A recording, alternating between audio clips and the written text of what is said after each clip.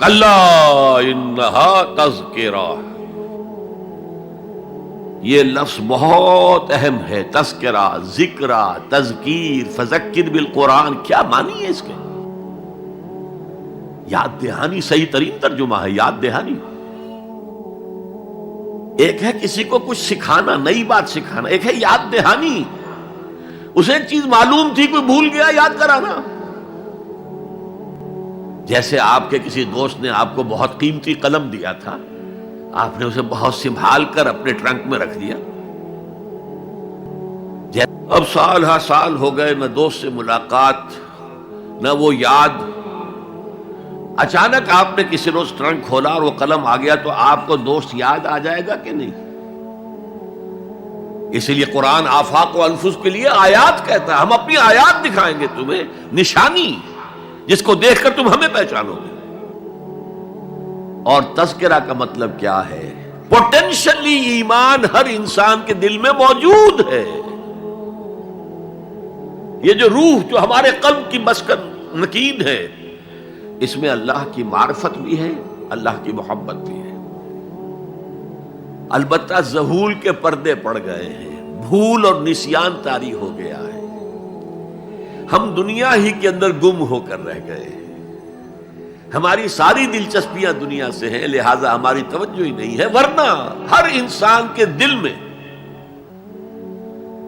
یہ جو یہاں ہندوستان میں کہتے ہیں آتما اور پرماتما، آتما اور پرماتما کا تو تعلق بہت گہرا ہے، ابتدا میں بنا دی گئی تھی ارواح، جب ہم سب کے سب تمام انسان آدم سے لے کر اور تا قیامت جو انسان آئے گا دنیا میں، ان سب کی ارواح پیدا کر دی گئی، اور پوچھا گیا الستو بربکم قالوا بلا، یاد ہے؟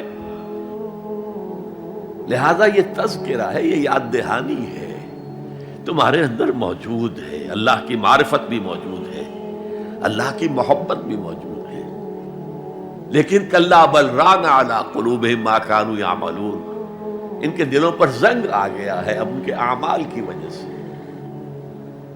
شیشہ جو ہے وہ زنگ آلود ہو گیا۔ حضور نے فرمایا ان هذه القلوب لتصدع كما يصدع الحديد اذا اصابه الماء، ان دلوں پر بھی زنگ آ جاتا ہے جیسے کہ لوہے کے اوپر پانی پڑتا رہے تو اس کو زنگ آ جاتا ہے۔ پوچھا گیا فما جلاؤھا یا رسول اللہ، اے اللہ کے رسول ہماری تلواروں کو زنگ لگتا ہے، ہم پالش کرتے ہیں، سیکل کرتے ہیں، وہ پھر چمک اٹھتے ہیں، تو دل پر اگر زنگ آ جائے تو اس کا علاج کیا ہے؟ دو چیزیں فرمائی، کثرت و ذکر الموت و تلاوت القرآن، دو کام کرو کثرت سے، موت کو یاد رکھو، یہاں رہنا نہیں ہے، جانا ہے، یہ ہمارا گھر نہیں ہے، یہ ہماری منزل نہیں ہے،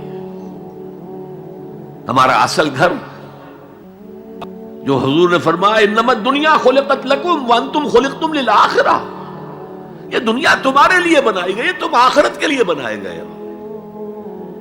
اسی لیے حضور نے فرمایا کن فی الدنیا کانک غریب وعابر السبیل، دنیا میں ایسے رہو جیسے راہ چلتے مسافر ہو یا اجنبی ہو۔ اپنے بارے میں فرمایا مالی والی دنیا، مجھے تمہاری دنیا سے کیا سروکار، انما مثلی کراکب استظل تحت شجرۃ ثم راح فترکها، میری مثال اس مسافر کی سی ہے جو ذرا سستانے کے لیے کسی درخت کے سائے میں بیٹھتا ہے تھوڑی دیر، وہ اس کا گھر تو نہیں ہے، اس کی منزل نہیں ہے، پھر وہ اس کو چھوڑتا ہے، اپنا راستہ لیتا ہے۔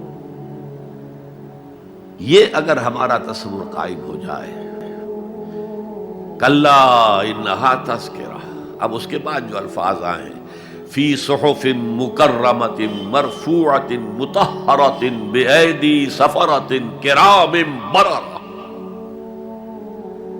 یہ جو قرآن ہے، جو تذکرہ ہے، یہ بڑے ہی انتہائی پاکیزہ صحیفوں میں ہے، فی صحف مکرمۃ، بڑے باعزت، مرفوعۃ مطہرۃ، مرفوع بلند اور انتہائی پاک، بے ایدی سفرۃ، یہ کن کے ہاتھوں میں ہے؟ لکھنے والے وہ فرشتے، بے ایدی سفرۃ کرام بررہ، جو نہایت باعزت ہے، بہت وفادار ہیں اللہ کے۔ یعنی اصل قرآن کہاں ہے؟ لوح محفوظ میں ہے. اصل قرآن کہاں ہے؟ ابھی اگلی جو پڑھیں گے ہم، کتاب مکنون، چھپی ہوئی کتاب کے اندر ہے. اصل قرآن کہاں ہے؟ وَإِنَّهَا لَفِي أُمِّ الْكِتَابِ لَدَيْنَا لَعَلِيٌّ عَظِيمٌ.